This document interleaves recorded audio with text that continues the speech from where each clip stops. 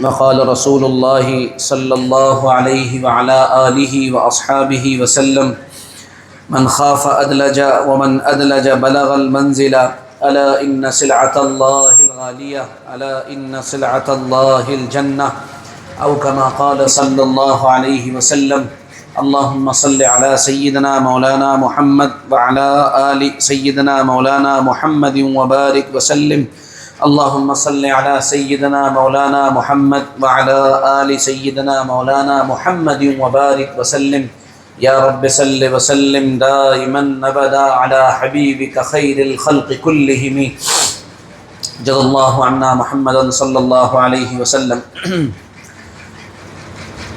اللہ کا بے انتہا کرم ہے، اس کا فضل ہے، اس کا احسان ہے کہ اللہ تعالیٰ نے ہمیں پھر ایک مرتبہ اعتکاف میں آنے کی توفیق عطا فرما دی۔ ہم اللہ کے شکر گزار ہیں، اللہ تعالیٰ ہمیں موت تک اس عمل کو نبھانے کی توفیق عطا فرمائے۔ بہت سے لوگ تھے پچھلی مرتبہ، اب نہیں ہیں، یہ اللہ کا فیصلہ ہے۔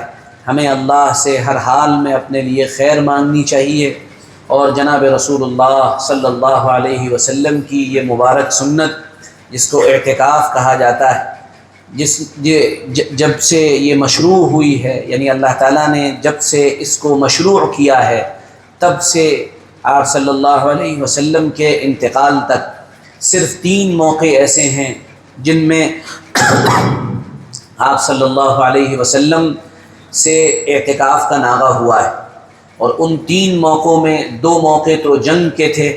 ایک موقع پر جناب رسول اللہ صلی اللہ علیہ وسلم جنگ بدر کے لیے تشریف لے گئے تھے، اس سال اعتکاف ناغہ ہوا، اور ایک موقع وہ ہے جو فتح مکہ کا موقع تھا جب جناب رسول اللہ صلی اللہ علیہ وسلم وہاں تشریف لے گئے تھے، اس موقع پر ناغہ ہوا۔ اور ایک موقع آپ صلی اللہ تعالیٰ علیہ وسلم کی زندگی میں ایسا بھی ہے کہ سب نے مسجد نبوی میں اپنے خیمے لگائے تھے اعتکاف کے لیے، اور آپ صلی اللہ علیہ وسلم نے سب کو منع فرما دیا تھا۔ پھر اس کے بعد اگلے سال 20 دن آپ نے اعتکاف فرمایا تھا، اور اس اعتکاف کی قضا فرمائی تھی۔ ان 3 موقعوں کے علاوہ جناب رسول اللہ صلی اللہ علیہ وسلم نے تقریباً 8 سال اپنی مبارک زندگی میں لگاتار اعتکاف کیا ہے۔ تو یہ اللہ کا کرم ہے، اللہ کا فضل ہے کہ اللہ نے ہمیں یہاں آنے کی توفیق عطا فرمائی۔ اللہ رب العزت جب کسی سے محبت کرتے ہیں تو اللہ تعالیٰ اس کو اپنی طرف کھینچتے ہیں، یہ اللہ کا کرم ہے۔ ہم سب جو بیٹھے ہوئے ہیں وہ شکر ادا کریں، جو کسی بنیاد پر نہیں بیٹھ پائے وہ دعا کریں اور تمنا کریں، 1 دن 2 دن 3 دن 4 دن جو موقع ہو نکالیں، اور یہ ارادہ کریں کہ انشاءاللہ اگلے سال ہم بھی پورا اعتکاف کریں گے انشاءاللہ۔ اللہ تعالیٰ کے یہاں بڑی قیمتی چیز جس کی اللہ کے یہاں بڑی قدر ہے وہ انسان کا دل ہے۔ اللہ تعالیٰ کو انسان کا دل پسند ہے، اور اللہ کی نگاہ انسان کے دل پر رہتی ہے۔ اچھا، اب بڑی بنیادی سی بات ہے کہ یہ جو ہمارا دل ہے اس کی عجیب و غریب کیفیات ہیں۔ ایک دل کا زندہ ہونا ہوتا ہے اور ایک دل کا مرنا ہوتا ہے۔ دل کا زندہ ہونا دنیا کے ڈاکٹروں کے اعتبار سے الگ ہے، ان کے یہاں ہارٹ بیٹ بڑھ جائے گی یا کم ہو جائے گی یا ختم ہو جائے گی تو وہ دل کو بیمار کہیں گے، مر گئی یعنی وہ بند ہو گئی تو کہیں گے مر گئے، ختم، انتقال ہو گیا۔ لیکن اللہ کے نیک بندوں کے یہاں دل کا زندہ ہونا اس کا دوسرا مفہوم ہے، اس کے دوسرے معنی ہے۔ وہاں دل کے زندہ ہونے کا مطلب یہ ہے کہ انسان کا دل زندہ ہے، یعنی اس کے دل میں صحیح اور غلط، شر اور خیر، باطل اور حق، ان سب چیزوں کی تمیز باقی ہے۔ تو اہل دل یہ کہیں گے، علماء یہ کہیں گے کہ اس آدمی کا دل زندہ ہے۔ اور اگر انسان جانوروں والی زندگی جی رہا ہے، نہ اسے حق کا پتہ، نہ باطل کا پتہ، نہ صحیح کا پتہ، نہ غلط کا پتہ، نہ اس کو جو ہے دن اور رات یعنی جو نشانیاں ہیں حق اور باطل کی وہ بھی نہیں معلوم، تو اہل حق یہ کہیں گے، دل والے یہ کہیں گے کہ اس کا دل مر چکا ہے۔ اب سوال یہ پیدا ہوتا ہے کہ آخر یہ دل زندہ کیسے ہوتا ہے اور یہ دل مر کیسے جاتا ہے؟ یہ بڑا سوال ہے، کیونکہ اللہ کے یہاں کچھ چیزیں تو ایسی ہیں جس میں کوئی فزیکل عمل ہے ہی نہیں، براہ راست دل ہی اس میں انوالو ہے، اور اللہ اسی کو دیکھتے ہیں۔ وَحُصِّلَ مَا فِي الصُّدُورِ، کہ تمہارے دلوں کے اندر جو کچھ ہے وہی خلاصہ، وہی پوری چیز نکل کر سامنے آ جائے گی۔ جیسے نیت ہے، اس پر انشاءاللہ آگے بات ہوگی۔ تو اب نیت کا کوئی فزیکل وجود نہیں ہے، نیت آپ کو نظر نہیں آئے گی نماز کی طرح، نیت آپ کو نظر نہیں آئے گی صدقے اور خیرات کی طرح۔ نیت براہ راست انسان کے دل کا اللہ سے ایک معاملہ ہے، وہ اللہ سے ایک خاص کنیکشن ہے۔ آپ نے جو نیت کی اس نیت کے اثرات مرتب ہو کر رہیں گے۔ میں نے کئی مرتبہ یہ واقعہ شاید آپ کے سامنے پیش کیا ہے۔ حضرت مولانا احمد لاٹ صاحب دامت برکاتہم، وہ حضرت جی مولانا انعام صاحب رحمۃ اللہ علیہ کے پاس تشریف لے گئے اور کہنے لگے کہ حضرت کبھی کبھی کوئی آدمی ہمیں کوئی بات سمجھاتا ہے تو ایسا دل چاہتا ہے کہ اس کے ہونٹ چوم لیے جائیں، اس کی پیشانی چوم لی جائے، اسے گلے لگا لیے جائے، اس کو محبت سے دیکھا جائے، کیا نہ کر دیں اس کے لیے ہم۔ اور کبھی کبھی کوئی آدمی ہمیں سمجھاتا ہے، کوئی بات بتاتا ہے، اچھی بات بتاتا ہے، تو دل چاہتا ہے اس کا منہ نوچ لیں، دل چاہتا ہے اس کو جواب دے دیں، دل چاہتا ہے اس کے لیے کوئی بہت غلط ورڈنگ یوز کریں۔ تو حضرت جی مولانا انعام صاحب رحمۃ اللہ علیہ بہت کم بولا کرتے تھے، 2-4 جملوں میں ساری باتیں حل فرمایا کرتے تھے۔ فرمانے لگے، ارے پیارے، یہ نیت کا فرق ہے۔ تو نیت بہت معنی رکھتی ہے، لیکن نیت کا کوئی وجود نہیں ہے۔ ہمارے علماء میں شیخ الاسلام ابن تیمیہ رحمۃ اللہ علیہ کا بڑا مقام ہے۔ وہ یہ فرماتے ہیں کہ یاد رکھو، جن کے دل زندہ ہیں ان کی دنیا بھی جنت ہے اور ان کی آخرت بھی جنت ہے۔ زندہ دل والے دنیا میں بھی جنت کا مزہ لیتے ہیں اور مرنے کے بعد بھی انہیں جنت کا مزہ آئے گا۔ دنیا میں جنت کا مزہ انہیں اس طرح ملتا ہے کہ وہ ہر وقت اللہ رب العزت سے جڑے رہتے ہیں، وابستہ رہتے ہیں، ایک تعلق اور ایک کنیکشن ہر وقت اللہ سے ان کا باقی رہتا ہے۔ تو اللہ جب کسی کا محبوب بن جائے، اللہ جب کسی کا مطلوب بن جائے، اللہ جب کسی کا مقصود بن جائے، اللہ سے جب کسی کو پیار ہو جائے اور اللہ کسی کے لیے محبت کا آبجیکٹ بن جائے اگر، تو پھر اس آدمی کی زندگی اس آدمی سے ہر حال میں مختلف ہوگی جسے اللہ کی محبت کی ہوا نہیں لگی ہے۔ تو یہ فرمایا کرتے تھے کہ یہ دل زندہ ہونے کی نشانی ہے کہ انسان کی زندگی میں اگر اس کا دل زندہ رکھنا چاہے، اس کو چاہتا ہے کہ اس کا دل زندہ رہے، تو اس کی زندگی میں لازمی طور سے 3 باتیں آنی ہی چاہیے، تب اس کا دل زندہ رہے گا، ورنہ دل زندہ نہیں رہ سکتا ہے۔ اقبال نے کہا تھا نا، قوت عشق سے ہر پست کو بالا کر دے، دہر میں اسم محمد سے اجالا کر دے۔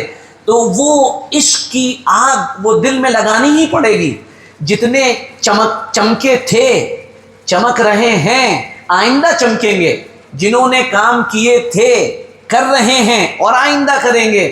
جنہوں نے وقت اور حالات کے یعنی اس سیلاب کے باوجود جب انسانوں کا کھڑا ہونا مشکل تھا، جنہوں نے ان حالات میں کام کیا ہے، ان کے دل بنے ہوئے تھے۔ آج جو کر رہے ہیں ان کے بھی دل بنے ہوئے ہیں، اور کل جو کریں گے ان کے بھی دل بنے ہوئے ہوں گے۔ تو دل محنت کا میدان ہے۔ اب سوال پیدا یہ ہوتا ہے کہ یہ دل جو ہمارا ہے، جس پر ہماری توجہ ہی نہیں، جس پر گویا کہ ہماری نگاہی عام طور پہ نہیں جاتی ہے، یہ دل بنتا کن چیزوں سے؟ یہ بڑا بنیادی سا سوال۔ 3 کام لازمی طور پہ کرنے ہی پڑیں گے تب دل بنے گا۔ نمبر 1، پہلا کام، اپنی امیدوں کو کم کر دینا، اپنی امیدوں کو کم کرنا۔ اقبال نے کہا تھا نا، وہ مجھے پورا یاد نہیں آ رہا، اس کی امیدیں قلیل، اس کے مقاصد جلیل۔ اقبال نے کہا تھا کہ وہ ایمان والا جو ہوتا ہے اس کی امیدیں بڑی کم ہوتی ہیں، اور اس کے مقاصد اور اس کا ایم جو ہوتا ہے، اس کے جو آبجیکٹس ہوتے ہیں وہ بہت بڑے ہوتے ہیں، وہ بہت بڑے مشن پر کام کرنے کے لیے نکلا ہوتا ہے۔ اس کی نگاہ بہت دور تک جاتی ہے۔ پرواز ہے دونوں کی اسی ایک جہاں میں، علامہ اقبال نے کہا تھا، پرواز ہے دونوں کی اسی ایک جہاں میں، شاہی کا جہاں اور ہے کرگس کا جہاں اور۔ دونوں اڑتے تو ایک ہی جگہ پر ہیں، گدھ بھی ایک جگہ اڑتا ہے اور وہ جو شاہین ہے وہ بھی اسی جگہ اڑتا ہے، دونوں اڑتے ایک ہی جگہ ہیں، لیکن گدھ بیچارہ اڑ ہی نہیں پاتا، اس سے کوئی 2 منزل اڑو تو وہ تھک جاتا ہے، اور وہ جو شاہین ہوتا ہے اس کی تو پرواز بہت اوپر ہے، تو اڑتے دونوں فضا میں ہیں، لیکن شاہی کا جہاں اور ہے، کرگس کی جہاں اور۔ الفاظ و معانی میں تفاوت نہیں، لیکن اقبال نے چیزوں کو کھولا ہے، الفاظ و معانی میں تفاوت نہیں، لیکن وہ یہ کہہ رہے ہیں الفاظ بھی وہی ہیں، معنی بھی وہی ہیں، ملا کی اذاں اور مجاہد کی اذاں اور۔ ایک مؤذن صاحب اذان دیتے ہیں، ان کی اذان میں کوئی جان نہیں، اللہ، اور ہمارے یہاں تو اذان، اللہ توبہ اللہ معاف کرے، کہ اذان سن کر مجھے تو ڈر یہ لگتا ہے کوئی بھاگ نہ جائے، ڈر لگتا ہے۔ جو سب سے زیادہ بیکار، بڈھا، کسی کام کا نہیں بچا ہے نا، اس کو اذان پر لگایا جاتا ہے کہ تم اذان دو، کیونکہ مؤذن کی تنخواہ دینی پڑے گی۔ وہ بھی اذان ایسے دیتا ہے، میں خدا را ہر اس آدمی سے کہوں گا اگر آپ کو اذان دینی ہے تو سیکھیے، اچھی اچھی آواز میں اذان دیجیے۔ وہ اتنی عجیب و غریب آواز میں اذان دیتا ہے کہ آدمی ڈر جائے، گھبرا جائے، اسے ایسا لگے کہ وہ قیامت کے میدان میں پہنچ گیا ہے، کچھ اور الگ ہی آوازیں آ رہی ہیں۔ ایسا نہیں ہونی چاہیے، آوازیں اچھی ہونی چاہیے۔ یہ آواز جو اللہ کی کبریائی، عظمت اور بڑائی کی، آپ جائیے مکہ مکرمہ، جائیے مدینہ منورہ، جائیے اچھی جگہوں پر جائیے، وہاں اذان شروع ہوتی ہے، دل کھنچنے لگتے ہیں، ایسا لگتا ہے کہ واقعی اللہ کی عظمت و کبریائی کا اعلان ہو رہا ہے، تو اذان اچھی ہونی چاہیے۔ بہرحال تو یہ جو عرض یہ کر رہا تھا، یہ جو دل کو خراب کرنے والی چیزیں ہیں، یا یہ کہیے کہ دل کو بنانے والی چیزیں، ان میں پہلی چیز یہ ہے لمبی امیدوں کو چھوڑ دیے۔ پلاننگ الگ چیز ہے، اس پر پھر کبھی بات کریں گے، لیکن بہت لمبی پلاننگیں بھی نہیں کرنی چاہیے، طریقہ علماء سے سیکھنا چاہیے۔ نمبر 2، دوسری چیز جس سے انسان کا دل زندہ ہوتا ہے، اس سے بھی ہم بہت دور ہیں، اور وہ ہے قرآن پاک میں غور و فکر کرنا۔ یہاں تو قرآن ہی نہیں پڑھا ہے ابھی، تو غور و فکر تو آگے کی چیز ہے۔ 3 چیزیں الگ الگ ہیں۔ نمبر 1، پہلا کیا ہے؟ قرآن پاک کو پڑھنا، یہ پہلا کام۔ نمبر 2، قرآن پاک کو صحیح طریقے پر پڑھنا، یہاں پہلا درجہ نہیں ہے۔ دوسرا، صحیح طریقے پر پڑھنا، یہ تو پتہ نہیں کہاں ہوگا۔ مقدر سے ایک صاحب کو نماز کے لیے کسی نے کھڑا کر دیا، تو انہوں نے جب غیر المغضوب علیہم کے بعد کہا ولجالین، فرشتے بھی بھول گئے نیکی لکھنا ہے کہ گناہ لکھنا ہے، ولجالین۔ یہ محنت کا میدان ہے، آپ اسے محنت کا میدان بنائیں۔ آپ کہتے ہیں نا کہ ہم کس پہ کام کریں، آپ اس پہ کام کریں، قرآن پاک پڑھیں، پھر صحیح پڑھیں، پھر سمجھیں۔ یہ تیسرا مرحلہ ہے ہی نہیں کیا کہتے ہیں مجھے تو سب آتا ہے، مجھے تو سب معلوم ہے۔ بھائی انسان کی بڑے سے بڑے عالم، امام شافعی رحمۃ اللہ علیہ کا مقولہ مشہور ہے کہ انسان جب علم کے میدان میں قدم رکھتا ہے تو اس کو یہ گمان ہوتا ہے کہ مجھے بہت کچھ آ گیا۔ جب اس کی زندگی کا دوسرا مرحلہ آتا ہے تو وہ یہ کہتا ہے کہ میں بہت کم سیکھ پایا، میں تو کچھ سیکھ ہی نہیں پایا، ابھی علم ایک سمندر ہے اور میں ایک مٹکے میں کچھ پانی لے کر کھڑا ہوں۔ اور امام شافعی جیسا جلیل القدر عالم، مجتہد، عظیم الشان، ایک عبقری شخصیت کا مالک، ایک جسے کہا جائے اس امت کے چنندہ افراد میں سے ایک فرد، وہ یہ کہتا ہے کہ جب انسان اپنی زندگی کے آخری مرحلے میں داخل ہوتا ہے، کوئی عالم، تو وہ یہ کہتا ہے مجھے کچھ نہیں آتا ہے، مجھے آتا ہی کچھ نہیں ہے۔ یہ امام شافعی فرما رہے ہیں رحمۃ اللہ علیہ، جن کو دنیا میں دوسرے نمبر پر سب سے زیادہ فالو کیا جاتا ہے۔ بعض لوگ کہتے ہیں پہلے نمبر پر، لیکن دوسرے نمبر پر سب سے زیادہ مانا جاتا ہے، ان کی فقہ چلتی ہے۔ ہمیں 2 لفظ اگر آ گئے، مجھے سب آ گیا، مجھے تو ابھی کچھ سیکھنے کی ضرورت ہی نہیں۔ میدان ہے کام کا۔ نمبر 1 قرآن صحیح کیجئے، نمبر 2 صحیح سے پڑھیے صحیح سے پڑھیے، نمبر 3 قرآن سمجھیے۔ اس کے آگے کا درجہ جس سے انسان کا دل بدلتا ہے وہ ہے تدبر قرآن، قرآن پاک میں غور و فکر کرنا۔ تدبر قرآن کے لیے بہت ساری چیزیں ضروری ہیں، سب کا تو تذکرہ نہیں کریں گے، اشارہ کر دے رہے ہیں ایک دو چیزوں کا۔ تدبر قرآن کے لیے بنیادی طور پر ایک بات یہ ضروری ہے کہ آپ کو قرآن پاک کا ایک اچھا حصہ یاد ہونا چاہیے۔ یاسین آپ کو یاد ہونی چاہیے۔ آپ صلی اللہ علیہ وسلم کا فرمان ہے، میرا دل چاہتا ہے ہر ایمان والے کے دل کے اندر یہ صورت ہو۔ کیا آپ نبی کی اس تمنا کی لاج نہیں رکھیں گے؟ آج ارادہ کر کے اٹھیے کہ ہم انشاءاللہ سورہ یاسین یاد کریں گے انشاءاللہ، اور کوئی مشکل نہیں۔ اگر اعتکاف میں بیٹھنے والے نیت کر لیں کہ ہم یاد کریں گے تو یاد کر کے اٹھیں گے انشاءاللہ۔ ہمارے والد صاحب 1962 یا 64 کی بات ہے، وہ پٹنہ میں تھے تو جیل ہو گئی، تبلیغ میں تھے جماعت میں، تو جب جیل میں ڈال دیا گیا، کوئی مسئلہ چل رہا تھا، تو وہاں پوری جماعت تھی، تو ہمارے والد صاحب نے کہا کہ بھائی ایک نیت کرو سب لوگ، جتنے دن جیل میں رہو گے کوئی ایک نیا کام کرو گے۔ سب نے اپنی اپنی نیتیں گنائیں، ایک نے کہا یہ کریں گے، ایک نے کہا یہ کریں گے۔ تو ہمارے والد صاحب نے کہا کہ میں یہ ارادہ کرتا ہوں کہ جب تک جیل میں رہوں گا سورہ تبارک الذی یاد کر لوں گا۔ تو انہوں نے وہاں سورہ تبارک الذی یاد کر لی۔ تو آپ یہاں پڑے ہوئے ہیں، آخری اشرا شروع ہو چکا ہے، کیا مشکل ہے کہ نیت کر لی جائے کہ سورہ یاسین ہم یاد کر لیں گے؟ آسان طریقہ، روزانہ 3 آیتیں یاد کریے، کھڑے ہوئیے اور نماز میں پڑھیے۔ 3 آیتیں یاد کریے، کھڑے ہوئیے، نماز میں پڑھیے۔ آپ دیکھیے کہ اللہ تعالیٰ کیسے آپ کے لیے آسان کر دیتا ہے۔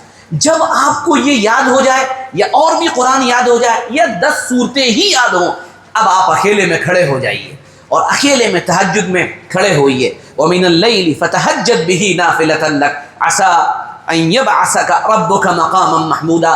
نبی پاک صلی اللہ علیہ وسلم سے فرمایا جا رہا ہے کھڑے ہویا کریے، تہجد پڑھا کریے، اس کی بنیاد پر آپ کو اللہ تعالیٰ مقام محمود عطا فرمائے گا، وغیرہ وغیرہ۔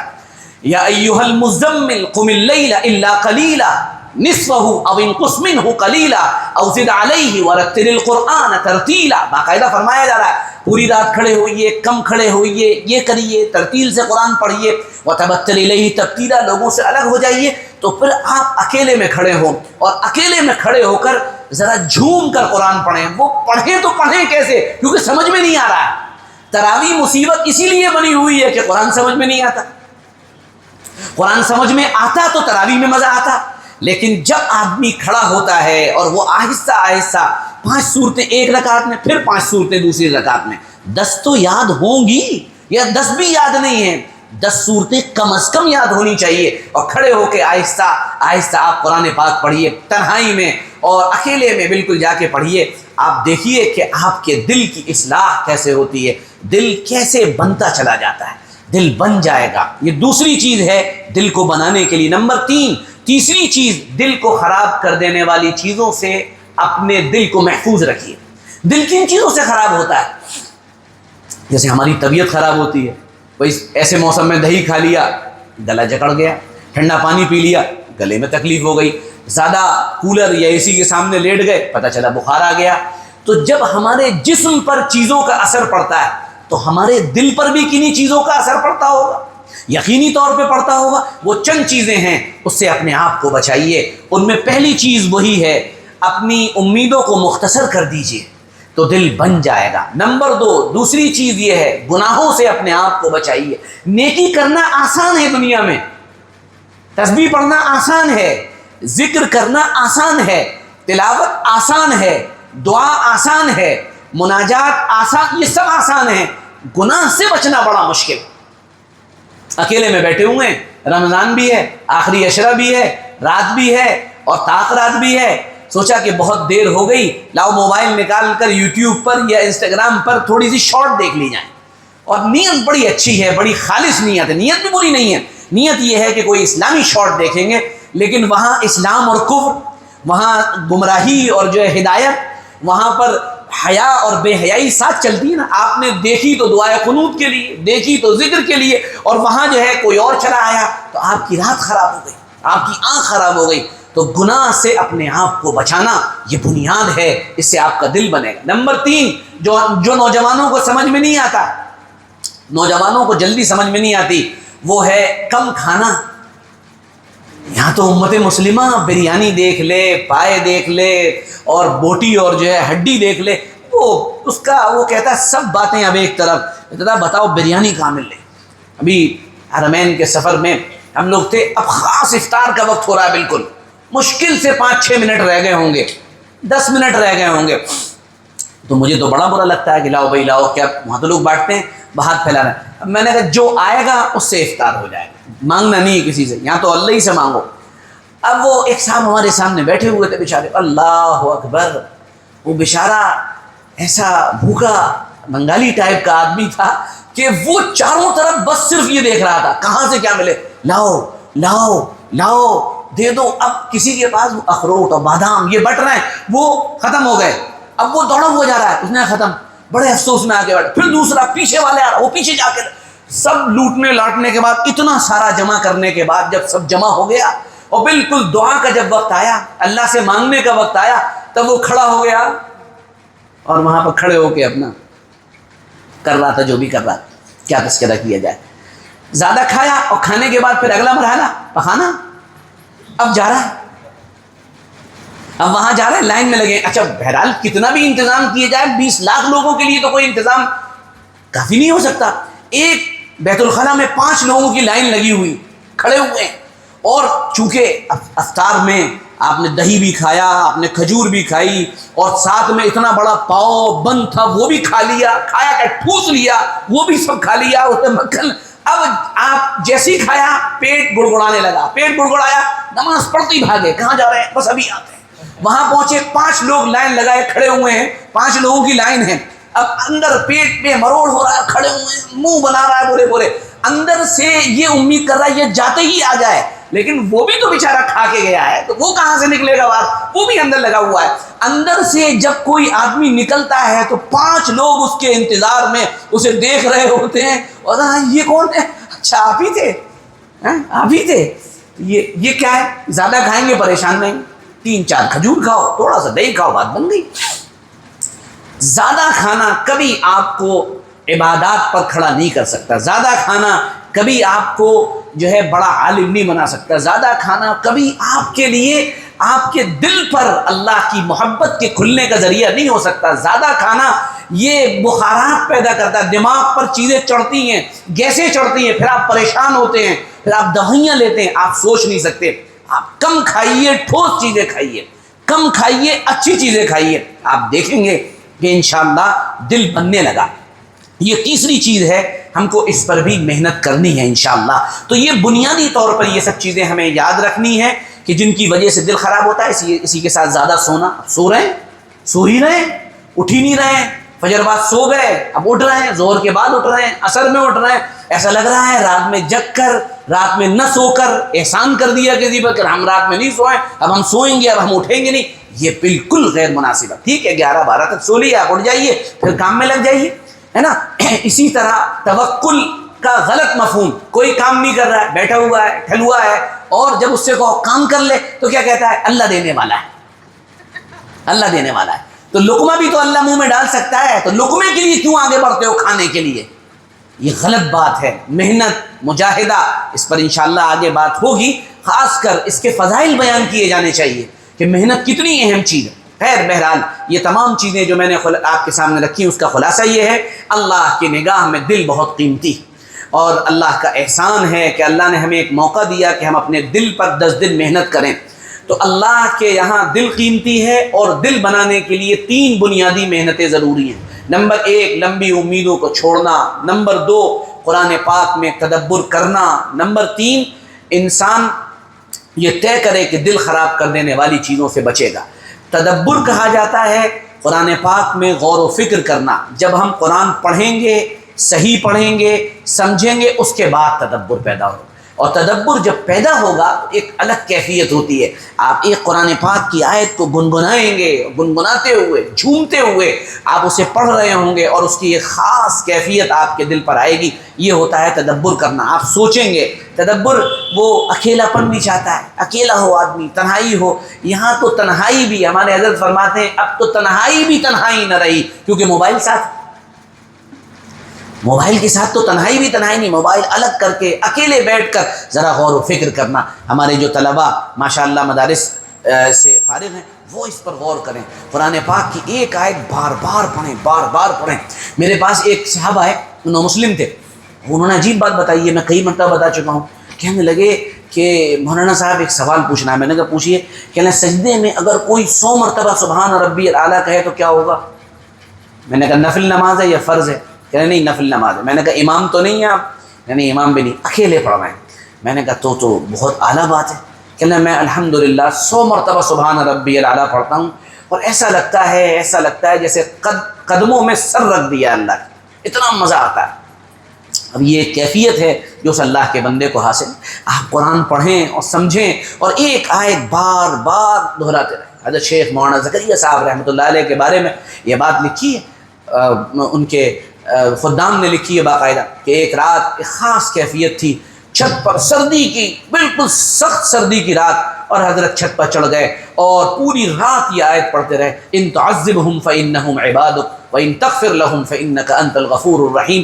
بس پوری رات اسی آیت کا ویٹ، پوری رات۔ یہ کیفیات ہوتی، یہ آدمی کو مجاہدے سے ملتی، ایسے نہیں ملتی۔ یہ اللہ کے انعامات ہیں، یہ فری میں نہیں بٹتے، یہ تو محنت اور مجاہدے سے ملتے ہیں۔ تھوڑا سا محنت، تھوڑا سا مجاہدہ ہم کریں تو انشاءاللہ یہ چیزیں ہمارے اوپر کھلنے لگیں گی۔ پھر اس کے بعد میں نے بتایا تھا کہ امیدوں کو کم کرنا اور دل خراب کر دینے والی چیزوں سے بچنا یہ بہت اہم ہے۔ دل گناہ سے خراب ہوتا ہے، لمبی امیدوں سے خراب ہوتا ہے، زیادہ کھانے سے خراب ہوتا ہے، زیادہ سونے سے خراب ہوتا ہے، بیکار کی آرام طلبی سے خراب ہوتا ہے۔ جسم کو محنت مشقت کی عادت ڈالیں، انشاءاللہ اللہ نے چاہا دل بھی بنے گا۔ اور یہ 10 دن جو ہیں یہ دل کو بنانے کے سب سے بہترین مواقع میں سے ایک موقع ہے۔ اللہ کی خاص تجلیات اس وقت ساری دنیا پر خاص کر عبادت کرنے والوں پہ پڑتی۔ آپ دیکھتے نہیں، غور کریے، ایسا ماحول عام دنوں میں بنتا ہی نہیں ہے، ایک الگ کیفیت ہوتی ہے، دل میں ایک عجیب امنگیں ہوتی ہیں۔ اور بھائی سب سے اہم ترین بات جناب رسول اللہ صلی اللہ علیہ وسلم کے بارے میں صحابہ جو بتایا کرتے تھے آخری عشرے میں، اور بھی باتیں تھیں، ان میں ایک اہم بات بتایا کرتے تھے کہ ان آخری دنوں میں آپ صلی اللہ علیہ وسلم کی دعاؤں میں عاجزی بڑھ جایا کرتی تھی، عاجزی کی کیفیت بڑھتی۔ آپ اگر سیرت پڑھیں اور ان الفاظ پر غور کریں جو جناب رسول اللہ صلی اللہ علیہ وسلم سے منقول ہیں، آپ دیکھیں کیسے حضور فرما رہے ہیں، عربی زبان اور اپنا جلوہ، آپ صلی اللہ علیہ وسلم کی فصاحت اور بلاغت کا جلوہ وہاں ملتا ہے۔ دعا من خضعت لک رغبتو، اے اللہ یہ اس کی دعا ہے جس کی گردن آپ کے سامنے جھک گئی۔ وفاضت لک عبرتو وذلل، اے اللہ آنسو بہ رہے ہیں، اور اے اللہ میرا جسم آپ کے سامنے جھکا ہے۔ اللہم لا تجعلنا بدعائک ربی شقیہ۔ ذرا آنکھ بند کر کے بیٹھ کے سوچئے، محمد الرسول اللہ صلی اللہ علیہ وسلم اس چھوٹی سی مسجد میں خیمہ لگائے، آپ کے ہاتھ اٹھے ہوئے ہیں، اور وہ جو بخشایا ہے، وہ جس کی وجہ سے امت کو ملا، وہ جس کی وجہ سے امت کی مغفرت کے وعدے اللہ رب العزت نے اس سے کیے، وہ کہ جس کے رونے پر فرشتے اتر آئیں، وہ کہ جس کی خدمت میں اس کے انتقال کے بعد 70,000 فرشتے ہر وقت رہتے ہیں، وہ عظیم ہستی، وہ دعا من خضعت لک رغبتو، اے اللہ میری گردن جھک گئی، میرے آنسو بہہ گئے، اے اللہ اے اللہ اے اللہ مجھے میری دعاؤں میں محروم نہ فرمائیے۔ جب نبی یہ کہتے ہوئے رو رہے ہیں تو پھر میرا اور آپ کا کیا؟ آخری عشرے میں حضور کی دعائیں بڑھ جایا کرتی تھی، دعاؤں میں عاجزی بڑھ جایا کرتی تھی۔ ہم انسان اگر اپنی زندگی پہ غور کریں، یہ بڑی پوائنٹ کی بات بتا رہا ہوں، تو اس زندگی میں آپ دیکھیں گے کہ انسان کی پیدائش اور انسان کی موت، انسان کا اول اور انسان کا آخر رونا ہی ہے۔ جب وہ پیدا ہوتا ہے تو اگر وہ نہ روئے، سب پریشان، رویا نہیں بچہ رویا نہیں، تب وہاں رلایا جاتا ہے، اس کو تھوڑا سا نوچا جاتا ہے، وہ روئے، اور جب مرتا ہے تو لوگ روتے، ہائے ابا چلے گئے، ہائے فلانے چلے گئے، ہائے میرا شوہر چلا گیا، ہے نا، یہ تو ہم دو رونوں کے بیچ میں ہیں، ادھر بھی رونا ادھر بھی رونا۔ تو پھر ہمارے لیے کم سے کم کچھ مرحلے تو ایسے ہونے چاہیے جہاں ہم اختیاری طور پر اللہ کے سامنے روئیں۔ ہو سکتا ہے رونا نہ آئے، ضروری نہیں ہر ایک کو رونا آئے، ہے نا، لیکن ہم کم سے کم اپنی کیفیت وہ بنائیں، اپنی صورت وہ بنائیں کہ جہاں پر ہماری کیفیت رونے والی بن جائے، اور رو کر اللہ کو منائیں۔ ہمارے حضرت فرماتے ہیں کہ رونے سے نہیں کام چلے گا، اب تو چیخے مار مار کے اللہ کو منانا پڑے گا۔ کسی کو اچھا لگے یا کسی کو برا لگے کہ صاحب وہاں پر روتے بہت ہیں، ہاں بھائی ہم تو روتے ہیں، ہمارا کام ہی رونا ہے، ہمارا کام اعتکاف میں آ کر اللہ کے سامنے فقیر بن کے پڑ جانا ہے اور کہنا ہے اللہ ہم آ گئے اب دے دیجیے، ٹھیک ہے؟ تو پہلے تھوڑی دیر حسب معمول مراقبہ ہوگا، مناجات ہوگی، اس کے بعد انشاءاللہ دعا ہوگی۔ 21ویں شب قیمتی شب ہے، طاق راتوں میں ہے، امام شافعی رحمۃ اللہ علیہ کے نزدیک تو یہی شب قدر ہے۔ تو کوئی بھی ہو، 10 راتیں ہیں ہمارے لیے سب شب قدر کی طرح۔ ہمارے شیخ مولانا زکریا صاحب رحمۃ اللہ علیہ فرمایا کرتے تھے کہ کیا اس کمینی دنیا سے 10 دن بھی نہیں نکال سکتے تم کہ 10 راتوں کو جگ لو؟ 10 راتوں کو جگیے، تھوڑا کم سوئیے، تھوڑا کم جو ہے صبح آرام فرمائیے، راتوں کو جگیے، زندہ رکھیے، انشاءاللہ اللہ دلوں کو منور فرمائے گا۔ اللہ میرے دل کو بھی منور فرمائے، آپ کے دل کو بھی منور فرمائے، اس دل کو زندہ کر دے اللہ رب العزت، اس دل کے اندر جان ڈال دے اور ہمیں اعمال کی توفیق دے۔ اخلاص کے ساتھ، استقامت کے ساتھ جم کر اللہ اپنے سے مانگنے والا بنائیں۔ جزاکم اللہ۔